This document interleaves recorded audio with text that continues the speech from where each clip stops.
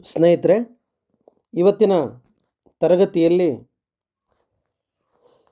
ತ್ರಿವೇಣಿಯವರ ಕತೆ ಸಮಸ್ಯೆಯ ಮಗು ಕತೆ ಎನ್ನುವ ಕಥೆಯನ್ನು ಕುರಿತು ನಾವು ಚರ್ಚೆ ಮಾಡೋಣ. ಕನ್ನಡ ನವೋದಯ ಮಾರ್ಗದಲ್ಲಿ ಬರೆಯಲು ಪ್ರಾರಂಭಿಸಿದ ಪ್ರಮುಖ ಕತೆ ಕಾದಂಬರಿಕಾರರಲ್ಲಿ ನಾವು ತ್ರಿವೇಣಿಯವರನ್ನು ಕೂಡ ಒಬ್ಬರನ್ನಾಗಿ ಪರಿಗಣಿಸ್ತೇವೆ. ಅವರು ತಮ್ಮ ಬರಹಗಳ ಮೂಲಕ ಪ್ರಗತಿಪರ ಧೋರಣೆಗಳನ್ನು ಪ್ರತಿಪಾದಿಸ್ತಕ್ಕಂಥವರು. ಸುಮಾರು ಒಂದು ದಶಕದ ಅವಧಿಯಲ್ಲಿ ರಚಿತವಾದ ಅವರ ಕೃತಿಗಳು ಕನ್ನಡ ಸಾಹಿತ್ಯ ಲೋಕದಲ್ಲಿ ಪ್ರತ್ಯೇಕವಾದ ಓದುವ ವರ್ಗವನ್ನೇ ಸೃಷ್ಟಿ ಮಾಡ್ತಾವೆ.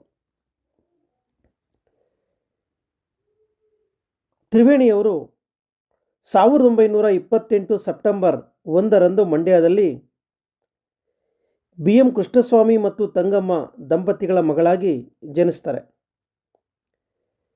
ಕನ್ನಡದ ಕಣ್ವ ಅಂತ ಬಿರುದು ತಗೊಂಡಂತಹ BM ಶ್ರೀ ಅವರು ಇವರ ದೊಡ್ಡಪ್ಪ. ತ್ರಿವೇಣಿ ಅನ್ನೋದು ಇವರ ಕಾವ್ಯನಾಮ. ಇವರ ಜನ್ಮನಾಮ ಭಾಗೀರಥಿ ಅಂತೇಳಿ ಗಮನಿಸ್ತೀವಿ. ಶಾಲೆಯಲ್ಲಿ ದಾಖಲಾಗಿರ್ತಕ್ಕಂಥ ಹೆಸರು ಅನಸೂಯ. ಇವರ ಸ್ನೇಹ ವಲಯದಲ್ಲಿ ಅಂಚು ಅನ್ನೋ ಹೆಸರಲ್ಲಿ ಇವರು ಚಿರಪರಿಚಿತರು. ತ್ರಿವೇಣಿಯವರು ಮುಂದೆ N. ಶಂಕರ್ ಎಂಬುವರನ್ನು ಮದುವೆ ಆಗ್ತಾರೆ. ಜುಲೈ 29, 1963ರಲ್ಲಿ 35ನೇ ವಯಸ್ಸಿನಲ್ಲಿ ಇವರು ನಿಧನರಾಗ್ತಾರೆ. ಇವರ ಪ್ರಮುಖ ಕೃತಿಗಳು ಅಂತೇಳಿ ನಾವು ಗಮನಿಸೋದಾದರೆ ಶರಪಂಜರ, ಬೆಳ್ಳಿ ಮೋಡ, ಹೃದಯಗೀತೆ, ಹೂವು ಹಣ್ಣು, ಮುಕ್ತಿ, ಅಪಸ್ವರ, ಅವಳ ಮನೆ, ಸೋತು ಗೆದ್ದವಳು, ಈಗ ಅನೇಕ ಕಾದಂಬರಿಗಳನ್ನು ನಾವು ಗಮನಿಸ್ಬೋದು. ಇದರ ಜೊತೆಯಲ್ಲಿ ಸಮಸ್ಯೆಯ ಮಗು, ಎರಡು ಮನಸ್ಸು, ಹೆಂಡತಿಯ ಹೆಸರು ಕಥಾಸಂಕಲನಗಳನ್ನು ಕೂಡ ಶ್ರೀಯುತರು ಬರೆದಿದ್ದಾರೆ. ಇವರ ಸಾಹಿತ್ಯ ಸೇವೆಗೆ ಅವಳ ಮನೆ ಕಾದಂಬರಿಗೆ 1960ರಲ್ಲಿ ಕರ್ನಾಟಕ ಸಾಹಿತ್ಯ ಅಕಾಡೆಮಿ ಪ್ರಶಸ್ತಿ ಬಂದರೆ, ಸಮಸ್ಯೆಯ ಮಗು ಕಥಾ ಸಂಕಲನಕ್ಕೆ 1962ರಲ್ಲಿ ದೇವರಾಜ್ ಬಹದ್ದೂರ್ ಪ್ರಶಸ್ತಿ ಲಭಿಸಿದೆ. ಪ್ರಸ್ತುತ ಸಮಸ್ಯೆಯ ಮಗು ಎಂಬ ಸಣ್ಣ ಕಥೆಯನ್ನು ತ್ರಿವೇಣಿಯವರ ಸಮಸ್ಯೆಯ ಮಗು ಎಂಬ ಕಥಾ ಸಂಕಲನದಿಂದಲೇ ಆರಿಸಿಕೊಳ್ಳಲಾಗಿದೆ. ಈ ಕಥಾ ಸಂಕಲನದಲ್ಲಿ ಒಟ್ಟು 15 ಸಣ್ಣ ಕಥೆಗಳು ಇದ್ದಾವೆ. ಅದರಲ್ಲಿ ಮೊದಲನೇ ಕಥೆಯೇ ಸಮಸ್ಯೆಯ ಮಗು ಅದನ್ನು ನಾವು ಗಮನಿಸ್ತೀವಿ. ಇದರ ಕಥಾವಸ್ತು ತಂದೆ ತಾಯಿ ಮತ್ತು ಇಬ್ಬರ ಮಕ್ಕಳ ನಡುವಿನ ಸಂಬಂಧದ ಒಂದು ಪರಿಚಯ ಇದೆ. ಇಲ್ಲಿ ನಾಗೇಂದ್ರ ಎಂಬ 5 ವರ್ಷದ ಮಗುವಿನ ಪಾತ್ರ ಸಮಸ್ಯೆಯನ್ನು ಎದುರಿಸಲು ಕಾರಣವಾದ ಅಂಶವನ್ನು ಲೇಖಕಿ ಮನೋವೈಜ್ಞಾನಿಕ ಹಿನ್ನೆಲೆಯಲ್ಲಿ ಇಲ್ಲಿ ಚರ್ಚಿಸ್ತಾರೆ. ಕಥೆಯಲ್ಲಿ ಮುಂದೆ ಮಗುವಿನ ಮಾನಸಿಕ ಸಮಸ್ಯೆಗೆ ಅದರ ಕೌಟುಂಬಿಕ ಹಿನ್ನೆಲೆ ಹೇಗೆ ಕಾರಣವಾಗುತ್ತೆ ಅನ್ನೋದನ್ನು ಕೂಡ ತಿಳಿಸ್ತಾರೆ. ನಾಗೇಂದ್ರನಿಗೆ 6 ತಿಂಗಳ ತಮ್ಮ ನಾಗೇಶನನ್ನು ದ್ವೇಷಿಸೋದಕ್ಕೆ ಆರಂಭಿಸ್ತಕ್ಕಂಥದ್ದು, ತನ್ನ ತಂದೆ ತಾಯಿಯವರ ಗಮನವನ್ನು ತನ್ನ ಕಡೆ ಸೆಳೆಯಲು ತನಗೆ ತಾನೇ ಹಿಂಸೆ ಮಾಡಿಕೊಳ್ಳುವ ಸನ್ನಿವೇಶ ಮನಕಲುಕುವಂತೆ ಲೇಖಕಿಯಲ್ಲಿ ಚಿತ್ರಿಸಿರೋದು ಕಂಡುಬರುತ್ತೆ. ಇಂತಹ ಅಂಶಗಳನ್ನೇ ಲೇಖಕಿಯನ್ನು ಪ್ರಮುಖ ಕಥೆಗಾತಿಯಾಗಿ ಜನಪ್ರಿಯತೆ ಪಡೆಯುವ ಹಾಗೆ ಅವರನ್ನು ತಂದು ನಿಲ್ಲಿಸಿದೆ. ಸ್ನೇಹಿತರೆ, ಹಾಗಾದರೆ ಸಮಸ್ಯೆಯ ಮಗು ಕಥೆಯನ್ನು ನಾವು ಗಮನಿಸೋಣ. ಮನಸ್ಸು ಪ್ರೀತಿ ಮಮತೆಗಳಿಗೆ ಕಾಯುವಾಗ ಅದು ಸಿಗದಿದ್ದರೆ ಯಾವ ರೀತಿ ದ್ವೇಷದ ಕಡೆಗೆ ಮನಸ್ಸು ಜಾರುತ್ತೆ ಎಂಬುದನ್ನು ಸಮಸ್ಯೆಯ ಮಗು ಕಥೆಯಿಂದ ನಾವು ತಿಳಿಬಹುದು. ಈ ಕಥೆಯಲ್ಲಿ ಬರ್ತಕ್ಕಂಥ ಪ್ರಮುಖ ಪಾತ್ರಗಳು ಗೋಪಾಲರಾಯರು, ಅವರ ಹೆಂಡತಿ ಜಾನಕಮ್ಮ. ಈ ದಂಪತಿಗಳಿಗೆ 2 ಮಕ್ಕಳು. ದೊಡ್ಡವನ ಹೆಸರು ನಾಗೇಂದ್ರ 5 ವರ್ಷ, ಎರಡನೇ ಮಗು ನಾಗೇಶ 6 ತಿಂಗಳು. ಇಲ್ಲಿ ಒಬ್ಬ ಅಪರಿಚಿತ ವ್ಯಕ್ತಿ ಕೂಡ ಕಂಡು ಬರ್ತಾನೆ. ಹಾಗಾದರೆ ಬನ್ನಿ ಕತೆ ಹೇಗೆ ಆರಂಭ ಆಗುತ್ತೆ ಗಮನಿಸೋಣ. ಮಗು ವೇಗವಾಗಿ ನಡೆದುಕೊಂಡು ಹೋಗ್ತಾ ಇರಬೇಕಾದ್ರೆ ಅಪರಿಚಿತನ ಬೂಟಿನ ಸದ್ದು ಕೇಳಿಸೋದಕ್ಕೆ ಆರಂಭ ಆಗುತ್ತೆ. ಅಪರಿಚಿತನ ಬೂಟಿನ ಶಬ್ದವನ್ನು ಕೇಳಿದಾಗ ಮಗು ಭಯದಿಂದ ತಿರುಗಿ ನೋಡದೆ ವೇಗವಾಗಿ ನಡೀತಾ ಇದ್ದ. ಹೋಗ್ತಾ ಇರ್ತಕ್ಕಂಥ ಹುಡುಗ ಹಿಂದೆ ಹಿಂದೆ ಬೂಟಿನ ಸದ್ದು ಕೇಳೋದಕ್ಕೆ ಜಾಸ್ತಿ ಆದಾಗ ಇದ್ದಕ್ಕಿದ್ದ ಹಾಗೆ ನಿಂತ್ಕೊಳ್ತಾನೆ. ಅವನ ಆ ಬೆದರು ಕಣ್ಣುಗಳಿಂದ ಸುತ್ತಲೂ ನೋಡ್ತಾನೆ. ಮತ್ತೆ ಧೈರ್ಯ ತಂದುಕೊಂಡು ನಡೆಯೋದಕ್ಕೆ ಪ್ರಾರಂಭಿಸ್ತಾನೆ.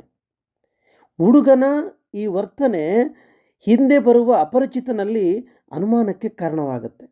ಹಾಗಾಗಿ ಅವನು ನೇರವಾಗಿ ಮಗುವಿನ ಮುಂದೆ ಹೋಗಿ, ಮಗು, ಯಾರು ನೀನು ಅಂತೇಳಿ ಕೇಳಿಬಿಡ್ತಾನೆ.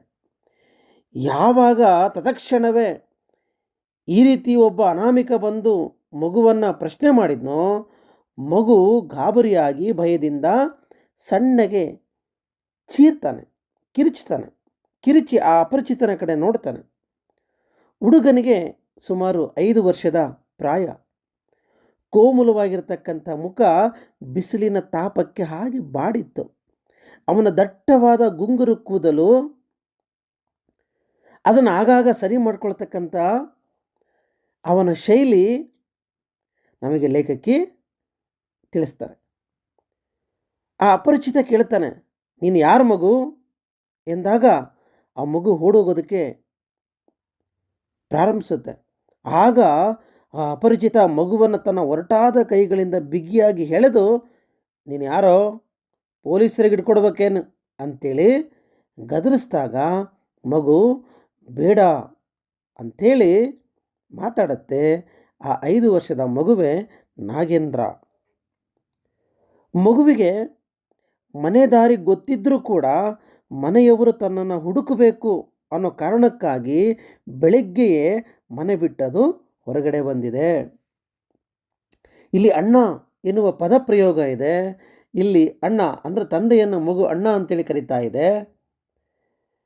ನನ್ನ ಅಪ್ಪ ಮತ್ತು ಅಮ್ಮ ಹುಡುಕಬೇಕು ಅಂತಾನೆ ನಾನು ಹೀಗೆ ಬೆಳಗ್ಗೆನೇ ಕೇಳದಲೇ ಬಂದಿದ್ದೀನಿ. ನಾನು ಜಗಳ ಆಡಿ ಬಂದಿಲ್ಲ ಮನೆಯಿಂದ ಅಂಥೇಳಿ ಅಪರಿಚಿತನಿಗೆ ಮಾಹಿತಿಯನ್ನು ಕೊಡ್ತಾ ಇದೆ. ಹೀಗೆ ಅವನನ್ನು ಮನೆಗೆ ಕರೆದುಕೊಂಡು ಹೋಗೋದಕ್ಕೆ ಅಪರಿಚಿತ ಮುಂದಾದಾಗ ಹುಡುಗ ಅರ್ಧ ಮನಸ್ಸಿನಿಂದಲೇ ಮನೆಯ ಕಡೆಗೆ ಹೊರಡ್ತಾನೆ. ಸಮಯ ಆಗಲೇ 4 ಗಂಟೆ ಆಗಿತ್ತು. ಸಂಜೆ ಆಗ್ತಾ ಬಂದಿತ್ತು. ಅರ್ಧ ಗಂಟೆಯ ನಡಿಗೆಯ ನಂತರ ಮಗುವಿನ ಮನೆಗೆ ಹೋದಾಗ ತಾಯಿ ಜಾನಕಿ ಅಥವಾ ಜಾನಕಮ್ಮ ಮಗುವನ್ನು ಕಂಡ ಕ್ಷಣ ದುಃಖವನ್ನೆಲ್ಲ ಮರೆತು, ಬೆಳಿಗ್ಗೆಯಿಂದಲೂ ಕೂಡ ಮನೆಯಲ್ಲಿ ಒಲೆಯನ್ನು ಹಚ್ಚಿಲ್ಲ, ಆಹಾರವನ್ನು ಸೇವಿಸಿಲ್ಲ, ಗಂಡ ಹೆಂಡತಿ ಇಬ್ಬರೂ ಕೂಡ ಮಗುವಿಗಾಗಿ ಹುಡುಕಾಟವನ್ನು ನಡೆಸ್ತಾ ಇದ್ದರು. ಯಾವಾಗ ಮನೆಯಲ್ಲೇ ಮಗುವನ್ನು ನೋಡಿದ್ಲೋ ಜಾನಕಮ್ಮ, ಆನಂದ ಬಾಷ್ಪಿತಳಾಗಿ ಕಣ್ಣೀರಾಗ್ತಾ ಓಡಿ ಹೋಗಿ ಆ ಮಗುವನ್ನು ತಬ್ಬಿಕೊಳ್ತಾಳೆ. ತನ್ನ ಮಗುವನ್ನು ಕರ್ಕೊಂಡು ಬಂದಂತಹ ಅಪರಿಚಿತನ ಕಡೆಗೆ ಕೃತಜ್ಞತೆಯಿಂದ ಕಣ್ಣೀರಿನ ಮೂಲಕ ಅವಳು ಕೃತಜ್ಞತೆಯನ್ನು ಸಲ್ಲಿಸ್ತಾಳೆ. ಮನೆಗೆ ಕರೆದು ಅವರನ್ನು ಸತ್ಕರಿಸ್ತಾಳೆ. ಅಷ್ಟರಲ್ಲಿ ಹೊರಗಡೆ ಹೋಗಿದ್ದಂತಹ ನಾಗೇಂದ್ರನನ್ನು ಹುಡುಕಲು ಹೊರಗಡೆ ಹೋಗಿದ್ದಂತಹ ಅವನ ತಂದೆ, ವಯಸ್ಸಾಗಿರ್ತಕ್ಕಂಥ ವ್ಯಕ್ತಿ, ನೇರವಾಗಿ ಮನೆಗೆ ಬಂದು ಜಾನಕಮ್ಮನನ್ನು ಮಾತನಾಡಿಸ್ತಾ ನಾಗೇಂದ್ರನ ಕಡೆಗೆ ನೋಡಿ ಮಾತನಾಡಿಸಿದಾಗ, ನಮ್ಮ ಮಗುವನ್ನು ಕರೆದುಕೊಂಡು ಬಂದಂಥದ್ದು ಈ ವ್ಯಕ್ತಿ ಅಂತ ತೋರಿಸಿದಾಗ ಆ ಅಪರಿಚಿತನ ಕಡೆಗೆ ತಂದೆಯೂ ಕೂಡ, ಗೋಪಾಲರಾಯರು ಕೂಡ ಕೃತಜ್ಞತೆಯನ್ನು ಸಲ್ಲಿಸ್ತಾರೆ. ಗೋಪಾಲರಾಯರಿಗೆ ಬಹಳ ವರ್ಷಗಳ ಕಾಲ ಮಕ್ಕಳಾಗಿರಲಿಲ್ಲ. ಆಗ ಸುಬ್ರಹ್ಮಣ್ಯಕ್ಕೆ ಹೋಗಿ ನಾಗರ ಪ್ರತಿಷ್ಠೆ ಮಾಡಿಸಿರ್ತಾರೆ ಅವರು. ಬಹಳ ವರ್ಷಗಳ ಕಾಲ ಕೊನೆಗಾಲದಲ್ಲಿ ನಾಗೇಂದ್ರ ಅವರಿಗೆ ಹುಟ್ಟಿರ್ತಾನೆ. ಈಗ ಅವನಿಗೆ 5 ವರ್ಷ. ಈಗ ಇವನ ಮನೆಯಲ್ಲಿ ತಮ್ಮ ನಾಗೇಶ ಕೂಡ 2ನೇ ಮಗು ಹುಟ್ಟಿದೆ. ಆ ಮಗುವಿಗಿನ್ನೂ 6 ತಿಂಗಳಾಗಿತ್ತು ಅನ್ನೋದು ಕಥೆಯಲ್ಲಿ ಕಂಡುಬರುತ್ತೆ. ನಾಗೇಂದ್ರನಿಗೆ ತಮ್ಮ ನಾಗೇಶನನ್ನು ಕಂಡ್ರೆ ಆಗ್ತಾ ಇರಲಿಲ್ಲ. ಹಾಗಾಗಿ ಗೋಪಾಲರಾಯರು, ನಾನು ಮಾಡಿದ ಕರ್ಮ ಸ್ವಾಮಿ, ಈ ನಾಗೇಂದ್ರನಿಗೆ ಸ್ವಲ್ಪ ಹುಚ್ಚು ಅಂಥೇಳಿ ಆ ಅಪರಿಚಿತನ ಮುಂದೆ ಹೇಳಿದಾಗ ಆ ಅಪರಿಚಿತನಿಗೆ ಆಶ್ಚರ್ಯವಾಗಿರುತ್ತೆ. ಯಾಕೆಂದರೆ ಇವನ ನಡವಳಿಕೆ, ಇವನ ಚುರುಕಾದ ಬುದ್ಧಿ, ಇವನು ಒಬ್ಬ ಹುಚ್ಚ ಅನ್ನೋ ಹಾಗೆ ಅವರಿಗೆ ನಂಬಿಕೆ ಬರುವ ಹಾಗಿರಲಿಲ್ಲ.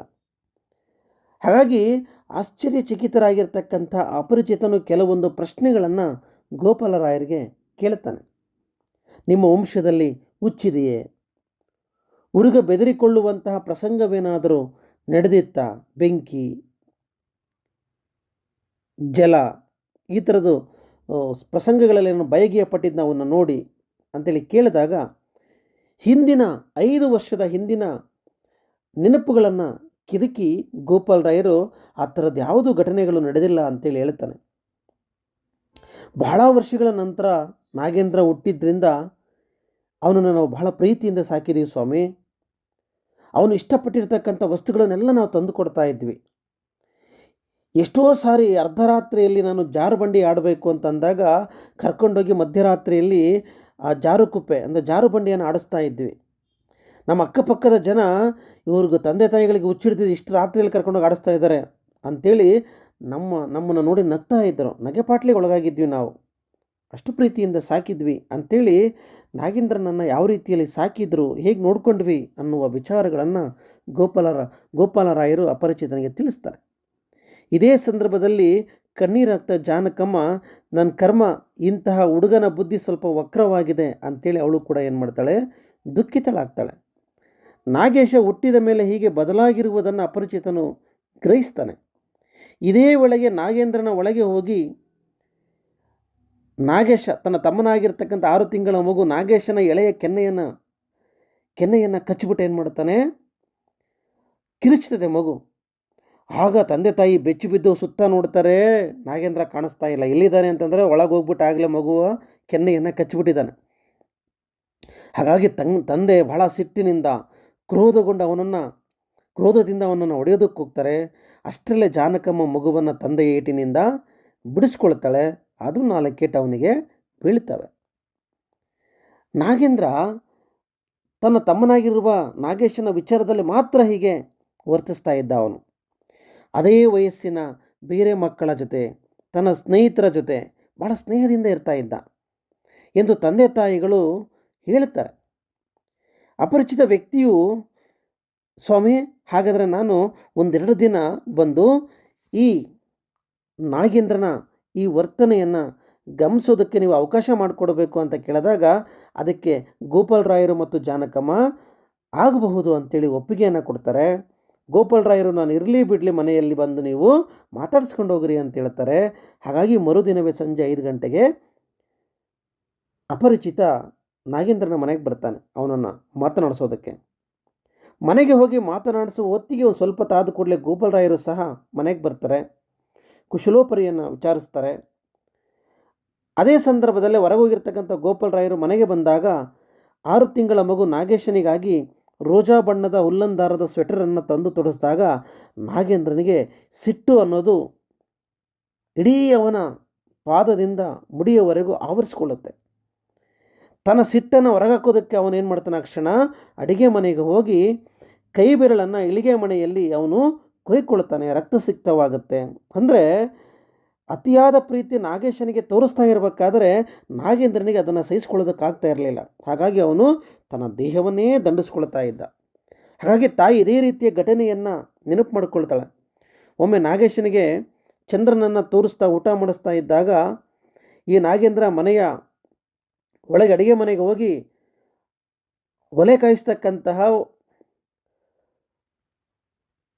ಹಾಲು ಕಾಯಿಸ್ತಕ್ಕಂತಹ ಒಲೆಯ ಹತ್ರ ಹೋಗ್ಬಿಟ್ಟು ಅಲ್ಲಿ ಕೆಂಡವನ್ನು ತುಳಿತಾ ಇದ್ದ. ಈ ಥರದಲ್ಲಿ ಒಂದು ಕೆಂಡ ತುಳಿಯೋದು, ಇಲ್ಲಾಂದರೆ ಕೈ ಕೊಯ್ಕೊಳ್ಳೋದು, ಈ ರೀತಿ ತನ್ನ ದೇಹವನ್ನು ದಂಡಿಸ್ಕೊಳ್ತಾನೆ ಸ್ವಾಮಿ ಅಂಥೇಳಿ ತಮ್ಮ ಮಗುವಿನ ಬಗ್ಗೆ ಅಪರಿಚಿತನಿಗೆ ಹೇಳಿದಾಗ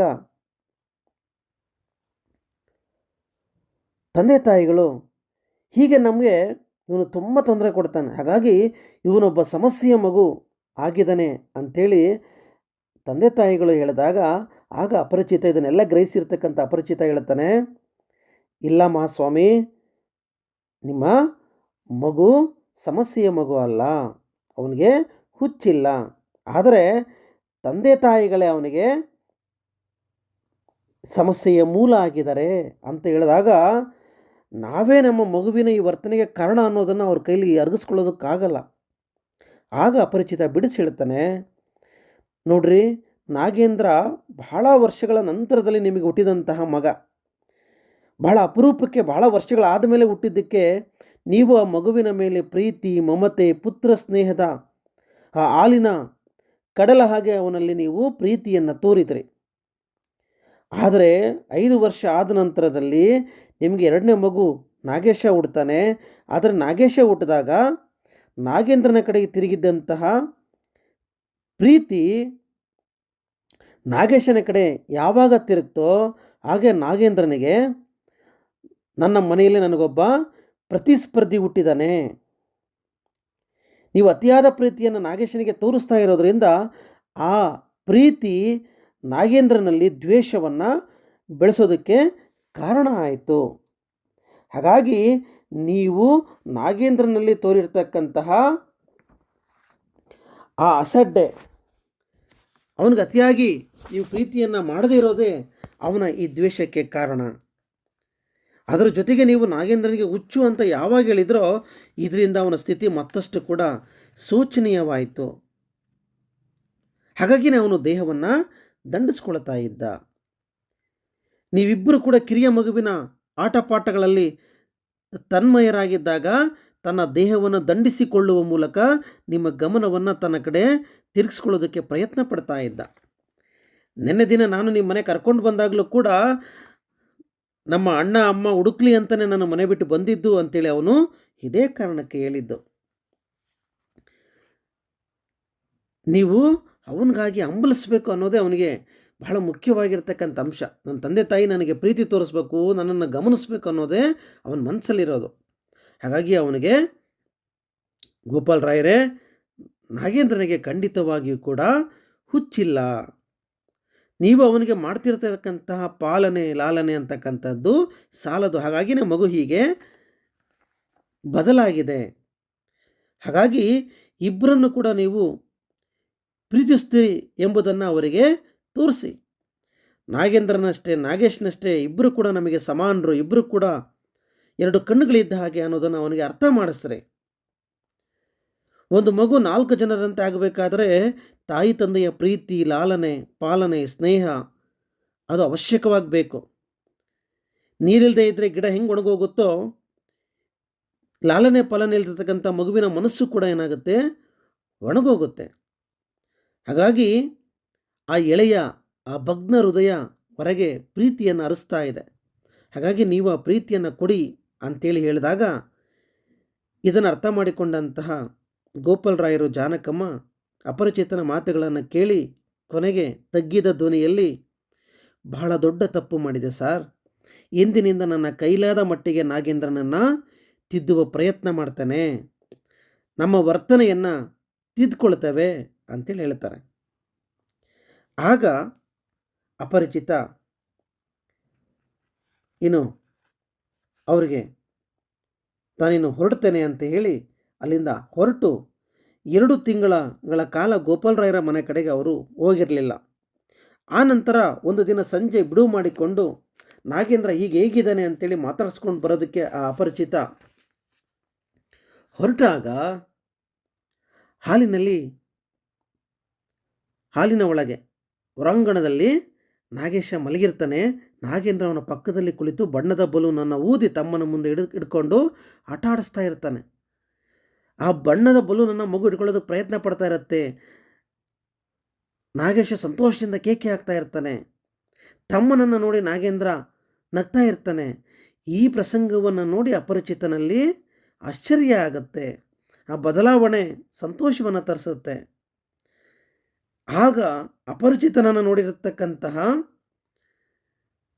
ನಾಗೇಂದ್ರ, ಅಮ್ಮ, ಅಪ್ಪ, ಮಾವ ಬಂದಿದ್ದಾನೆ ಅಂತೇಳಿ ಅಪರಿಚಿತನನ್ನು ಮಾವ ಅನ್ನುವ ಹೆಸರಲ್ಲಿ ಸಂಬೋಧನೆ ಮಾಡಿ, ಮಾವ ಬಂದಿದ್ದಾನೆ ನೋಡ್ರಿ ಅಂತೇಳಿ ಮಾತನಾಡಿಸುತ್ತೆ. ಆಗ ಆ ಅಪರಿಚಿತ ವ್ಯಕ್ತಿ ಬಂದು ನಾಗೇಂದ್ರನಲ್ಲಾದ ಬದಲಾವಣೆಯನ್ನು ಗಮನಿಸಿ, ಯಾವಾಗಲೂ ಅವನ ಜೊತೆ ಆಡಬೇಕು, ನಾನು ಆಡದೇ ಇದ್ದರೆ ಅವನು ಅಳ್ತಾನೆ ಅಂತೇಳಿ ಆ ಅಪರಿಚಿತನ ಮುಂದೆ ನಾಗೇಂದ್ರ ಹೇಳಿದಾಗ ಇವರಿಗೆ ಆಶ್ಚರ್ಯ ಆಗುತ್ತೆ. ಅಷ್ಟೊತ್ತಿಗೆ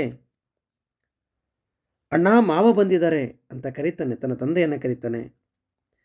ನಾಗೇಂದ್ರನ ಆ ಉತ್ಸಾಹ, ಲವಲವಿಕೆ, ಒಳಗಿಂದ ಬಂದಂತಹ ಗೋಪಾಲ್ ರಾಯರು ಅಪರಿಚಿತನನ್ನು ನೋಡ್ತಾ ಸ್ವಾಗತಿಸ್ತಾ ಮಾತಿಗೂ ಮೀರಿರ್ತಕ್ಕಂಥ ಕೃತಜ್ಞತೆಯನ್ನು ತಮ್ಮ ಕಣ್ಣೋಟದಲ್ಲಿ ತೋರಿಸ್ತಾರೆ.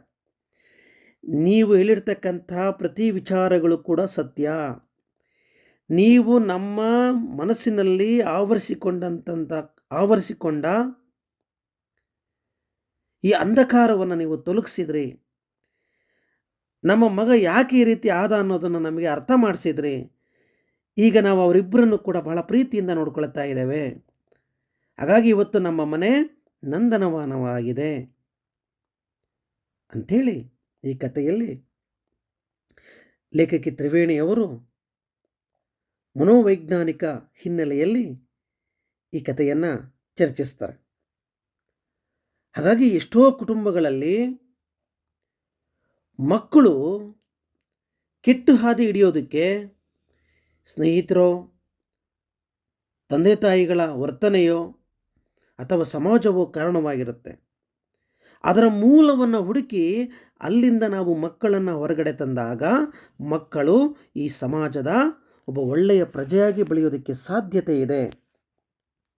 ಯಾಕಂದರೆ ತ್ರಿವೇಣಿಯವರು ಮೂಲತಃ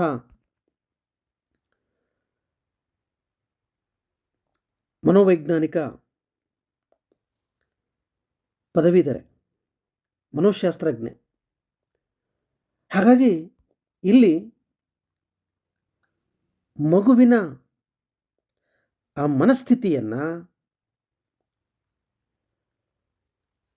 ಬಹಳ ಸೂಕ್ಷ್ಮವಾದ ನೆಲೆಗಳಲ್ಲಿ ಪ್ರಸ್ತಾಪಿಸ್ತಾ ಆ ಮಗುವನ್ನು ಆ ಮನಸ್ಥಿತಿಯಿಂದ ಹೇಗೆ ಹೊರಗಡೆ ತಂದು